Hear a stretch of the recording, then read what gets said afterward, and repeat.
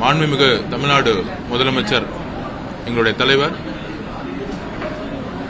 அனைத்து சட்டமன்ற உறுப்பினர்களுக்கும் ஒவ்வொரு தொகுதியிலுடைய பிரச்சனைகளை உடனடியாக அரசு நிர்வாகத்தில் இருக்கக்கூடிய நிர்வாகிகளை சந்தித்து ரிவ்யூ மீட்டிங் இமிடியேட்டா ஸ்டார்ட் பண்ண சொல்லியிருக்கிறாரு. ஒரு தொகுதிக்கு போய் வெற்றி பெற்ற எம்எல்ஏவாக மக்கள்கிட்ட போய் பொதுவாக நன்றி சொல்ல போவாங்க. ஆனால் தமிழக வெற்றி கழகம் நன்றி சொல்வதற்கு முன்பு மக்களுடைய அடிப்படை பிரச்சனைகளை சரி செய்வதற்கு உடனடியாக அனைத்து துறைகளிலும் இருக்கக்கூடிய நிர்வாகிகளுடன் ஒரு கலந்துரையை இன்றையிலிருந்து ஸ்டார்ட் பண்ணியிருக்கோம். அப்படி வெள்ளிவாக்கத்தில் இன்றைக்கு அனைத்து துறை சார்ந்த நிர்வாகிகள், அரசு ஊழியர்கள், உயர் பொறுப்பில் இருக்கக்கூடிய நிர்வாகிகளுடன், குறிப்பாக சென்னை சிட்டி உடைய commissioner, police additional commissioners, water management, Tangedco, Tasmac, அப்படி எல்லா துறையிலையும் இருக்கக்கூடிய நிர்வாகிகளுடன், அரசு ஊழியர்களுடன் ஒரு ரிவ்யூ மீட்டிங் சிறப்பாக நடந்து முடிஞ்சிச்சு. அதில் 3 பிரிவா எங்களுடைய வேலையை பிரிச்சிருக்கோம். வில்லிவாக்கம் தொகுதியில் பிரச்சாரம் மேற்கொண்ட பொழுது காலையில் 5 மணி நேரம், ஈவினிங் 5 மணி நேரம்னு பிரச்சாரம் செஞ்சிருக்கோம். நடந்து போயிருக்கேன். ஒவ்வொரு தெருவில் இருக்கக்கூடிய பிரச்சனைகள், குறிப்பாக போர்க்கால அடிப்படையில் தொகுதி மக்கள், குறிப்பாக பெண்கள் சொன்னது, வில்லிவாக்கம் தொகுதியில் ட்ரக்ஸ் கல்ச்சர் அதிகமாயிருக்குன்னு. அதுக்கப்புறம் டாஸ்மார்க் 11 கடை இருக்கு. நேற்று மாண்புமிகு முதலமைச்சருடைய ஆணைப்படி ஒரு டாஸ்மார்க் கடை மூடப்பட்டிருச்சு. இன்னும் ஒரு 4 கடை பொதுமக்களுடைய, குறிப்பாக பள்ளிகள் மற்றும் கோயில் பக்கத்தில், விடுதிகள் பக்கத்தில் இருக்கு. இன்னும் அதை ரிவ்யூ மீட்டிங்ல பதிவு பண்ணோம். பெரும்பாலும் 11 கடையில் ஒரு 6 கடையை போர்க்கால அடிப்படையில் மூட வேண்டும்னு ரிக்வெஸ்ட் கொடுத்திருக்கோம். ஏன்னா பெண்கள் எந்த தெருவிலையும் நடமாட முடியல. அதுக்கப்புறம் ட்ரக்ஸ் கல்ச்சரை இம்மீடியட்டா விற்கிறவங்களை குண்ட சட்டத்தில் அடைக்க சொல்லியிருக்கிறோம். அதுக்கப்புறம் டாஸ்மார்க் கடைகள் மட்டும் இல்லாமல் பிளாக்ல நிறைய பார்ஸ் ஓடிட்டு இருக்காங்க.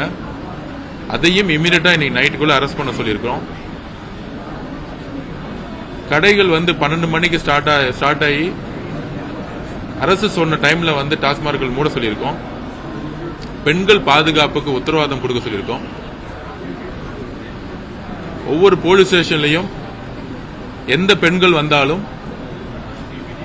ஸ்டேஷன்ல இருக்கக்கூடிய சிசிடிவி கேமரா ஆன் ஆயிருக்குன்னு சொல்லியிருக்கோம். அது மட்டும் இல்லாமல் யார் போலீஸ் கம்ப்ளைண்ட் கொடுத்தாலும் அதை வீடியோ ரெக்கார்ட் பண்ண சொல்லியிருக்கோம். அதுக்கு சட்டமன்ற உறுப்பினராக ஒரு ஐடி விங்ல இருந்து ஒரு ஐடி விங்க சப்போர்ட் பண்றதுக்கும் ரெடியா இருக்குன்னு சொல்லியிருக்கோம் ஒவ்வொரு போலீஸ் ஸ்டேஷன்லையும். கம்ப்ளைண்ட் கொடுக்கும் பொழுது கம்ப்ளைண்ட் கொடுக்கக்கூடிய பொதுமக்களும் கம்ப்ளைண்ட் வாங்கக்கூடிய அதிகாரிகளும் ஒரு வெளிப்படைத்தன்மையுடன் அந்த வீடியோவை பதிவு பண்ணி ரெக்கார்ட் பண்ணிட்டா நாளைக்கு இருதரப்பு பக்கத்திலும் எந்த பிரச்சனை இருக்காது. ஸ்டேஷன், போலீஸ் ஸ்டேஷன் எல்லாமே சிசிடிவி கேமரா இப்பையிலிருந்தே 24 மணி நேரம் இயங்கணும் சொல்லியிருக்கோம்.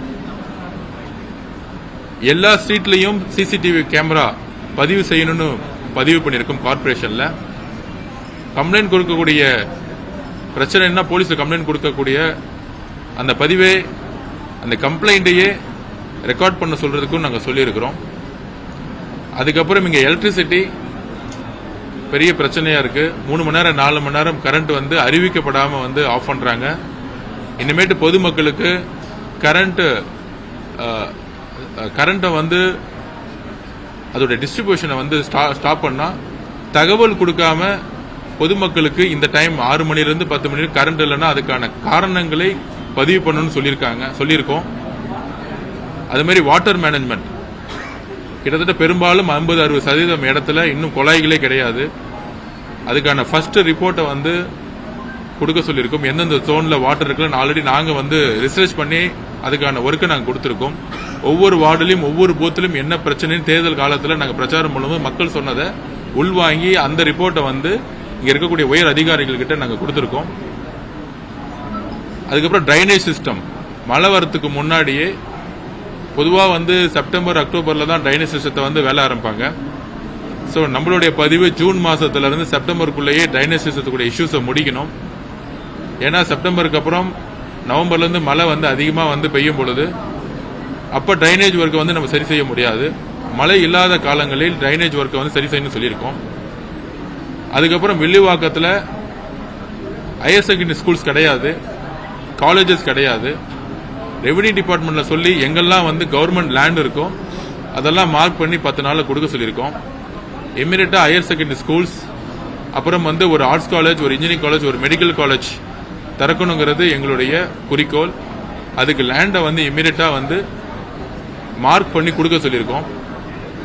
கன்சர்ன் டிபார்ட்மெண்ட் மினிஸ்டர் அப்பாயின்மெண்ட் பண்ண பிறகு இங்க இருக்கக்கூடிய பிரச்சனைகளை அமைச்சர்களிடம் சொல்லியும் துறை உயர் அதிகாரிகளிடம் சொல்லியும் சரி செய்யறதுக்கு எவ்ரி மந்த் ரிவ்யூ மீட்டிங், பிரச்சனைகளை வந்து குறை சொல்றதோட ஒவ்வொரு ஃபைல் எங்க தேங்குதுன்னு சொல்லிட்டு ஒரு டேஷ்போர்ட் சிஸ்டத்தை கிரியேட் பண்ண சொல்லியிருக்கோம். ஒவ்வொரு டிபார்ட்மெண்ட்லயும் என்ன தேவைகள், செக்ரட்டரியேட்ல வந்து பினான்சியல் வந்து அலாட்மெண்ட்ல ப்ராப்ளம் இருந்தாலோ, இல்ல செக்ரட்டரியேட்லயோ, இல்ல பினான்ஸ் டிபார்ட்மெண்ட்லயோ, இல்ல கார்பரேஷன் ஹெட் குவார்டர்ஸ்லயோ ஃபைல் மூவ் ஆகாம இருந்தாலோ அந்த ஒர்க்கெல்லாம் நான் பாத்துக்கிறேன்னு சொல்லியிருக்கிறேன்.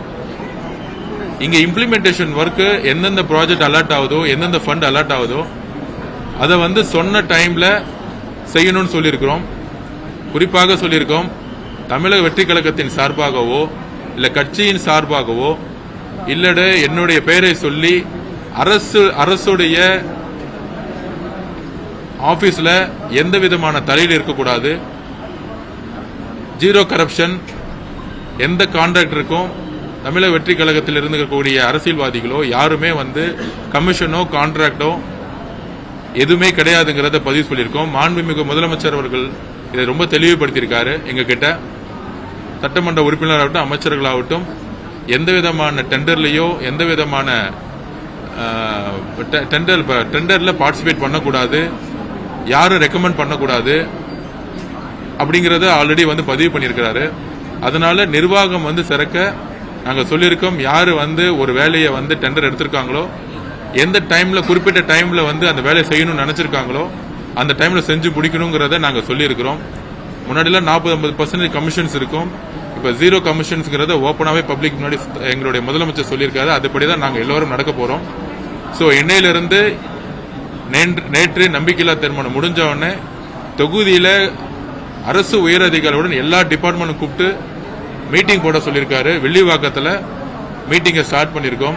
அரசு அதிகாரிகள் 10 நாள் டைம் கேட்டிருக்காங்க.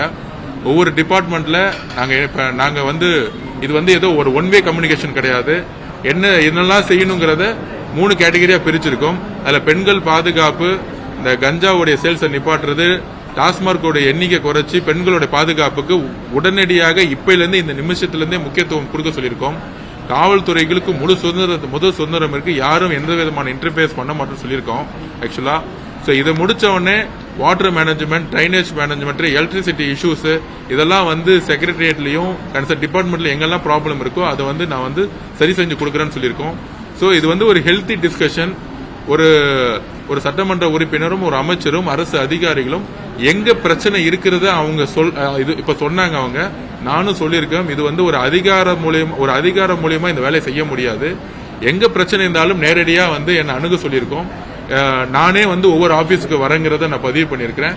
ஸோ ஒவ்வொரு ஆபீஸுக்கும் நான் வந்து வரும்பொழுது என்ன பிரச்சனைகளோ சொல்லுங்க, நான் வந்து நிவர்த்தி செஞ்சு கொடுக்குறேன்னு சொல்லியிருக்கிறேன். கமிஷனர் அவர்களும் சரி, இங்க இருக்கக்கூடிய உயர் அதிகாரிகளும் சரி, போலீஸ் டிபார்ட்மெண்ட்ல அடிஷனல் கமிஷனரும் சரி, எல்லோரும் வந்து கண்டிப்பாக இன்னையிலிருந்து இம்ப்ளிமெண்ட் பண்ணலாம்னு சொல்லியிருக்காங்க. ஒரு ப்ராக்ரஸான மீட்டிங்கா இருந்துச்சு. அடிப்படை தேவையா இருக்கக்கூடிய கல்வி, சுகாதாரம், எலக்ட்ரிசிட்டி ப்ராப்ளம், முக்கியமான பெண்கள் பாதுகாப்பு, டாஸ்மார்க் இஷ்யூ என்னெல்லாம், அப்புறம் பட்டா இஷ்யூ. சத்யா நகர்ல வந்து பட்டா வந்து 30 வருஷத்துக்கு மேல இருக்கவங்களுக்கு ஹைகோர்ட்ல ஆர்டர் கொடுத்து அவங்களை வந்து வீடு இடிக்கப்பட்டுச்சு. ஆனா அவங்க பொருட்களை வந்து இன்னும் ஒப்படைக்கல. நிறைய பேர் பாஸ்போர்ட்ஸ், குழந்தைங்களுடைய ரேஷன் கார்ட்ஸ், பெண்களுடைய ரேஷன் கார்ட்ஸ் இதெல்லாம் வந்து அன்னைக்கு மாட்டிக்கிச்சு. அது வந்து ஒரு இடத்துல தனியா வச்சிருக்கேன்னு சொன்னாங்க. அவங்களோட உடைமையை வந்து உடனே கொடுக்க சொல்லியிருக்கோம். அதுக்கப்புறம் பட்டாசு வந்து ரெவன்யூ டிபார்ட்மெண்ட் சொல்லி யார் யாருக்கெல்லாம் சட்டத்தின் அடிப்படையில் எதெல்லாம் வந்து கொடுக்க முடியும்னு சொல்லியிருக்கோம். இது எல்லாமே 10 நாள்ல ஒரு ரிவ்யூ மீட்டிங் போட்டு ஃபைல்ஸாவே வந்து ரெடி பண்ணி கொடுக்குறேன்னு சொல்லியிருக்காங்க. சோ கண்டிப்பாக நம்மளுடைய மாண்புமிகு முதலமைச்சர், எங்களுடைய தலைவருடைய அரசு மக்களுக்கானதாக இருக்கும். சோ அதுபடி இன்னைக்கு அரசு உயர் அதிகாரிகளோட கிட்டத்தட்ட ஒரு 8-10 டிபார்ட்மெண்டோடைய ஒரு நல்ல ஒரு ரிவ்யூ மீட்டிங் நடந்துச்சு. 10 நாள்ல வந்து அதுக்கான ப்ராக்ரஸ் ஒர்க் இருக்கும். இந்த ரிவ்யூ மீட்டிங் முடிச்சுதான் வந்து தொகுதி மக்களை பார்க்கணும்னு நினைச்சோம். ஏன்னா வந்து ஒரு தொகுதிக்கு நன்றி சொல்வதோட மாண்புமிகு எதிர்க்கட்சி தலைவர் சட்டமன்றம் சொன்னாரு, தொகுதிக்கு வந்து நன்றி கூட சொல்ல போலன்னு. எங்க தலைவரை பார்த்து இத்தனை காலம் நன்றி சொல்லி மட்டுமே இருந்த அரசியலை மாற்றி அரசு ஊழியர்களுடன் ரிவ்யூ மீட்டிங்கை நடத்தி மக்களுடைய தேவைகளை ஆல்ரெடி நாங்க வந்து பிரச்சாரம் மூலியமா வந்து மைக்ரோ லெவல்ல, வார்டு வைஸ், பூத் லெவல்ஸ் எடுத்துட்டு அவங்க கிட்ட ஹேண்ட் ஓவர் பண்ணோம். இன்னைக்கு கமிஷனர் கிட்டயும் ஹேண்ட் ஓவர் பண்ணோம், போலீஸ் கிட்டயும் ஹேண்ட் ஓவர் பண்ணிருக்கோம். என்ன பிரச்சனைன்னு அந்த ஹேண்ட் ஓவர் பண்ணிட்டு இப்ப போய் தொகுதி மக்கள் கிட்ட எந்த அளவுக்கு வேலையை நம்ம வந்து ஆரம்பிச்சிட்டோம், உங்களுடைய பிரச்சனைகள் எப்ப சரி செய்யப்படும் சொல்றதுதான் நன்றி செலுத்தக்கூடிய ஒரு நேரமா நாங்க பாக்குறோம். இந்த திராவிட திமுகவும் அதிமுகவும் செய்த அந்த நன்றி அறிவிப்புங்கிறது ஒரு பேரளவுக்கு இருந்துச்சு. எங்களுடைய விஷயம் வந்து மக்களுக்கு தேவையானதை நாங்கள் முதல் நாளே அரசு ஊழியர்களுடன் ஒரு ரிவ்யூ மீட்டிங் போட்டுட்டு இங்கிருந்து எந்த மெசேஜ் அவங்க கொடுத்தாங்கன்னு சொல்லிட்டு இப்ப இதுக்கப்புறம் மக்களை சந்திச்சு எந்தெந்த தொகுதியில பிரச்சனைங்கிறத அதை வந்து இப்ப ஒரு பொதுக்கூட்டத்தில் நாங்க சொல்ல போறோம். சோ இதுதான் இந்த ரிவ்யூ மீட்டிங் நடந்துச்சு. உண்மையிலே வந்து ஒரு எல்லா அரசு ஊழியர்களும் 10 நாள்ல அதை வந்து ஒரு ப்ராக்ரஸான ஒரு அப்டேட் கொடுக்குறேன்னு சொல்லியிருக்காங்க.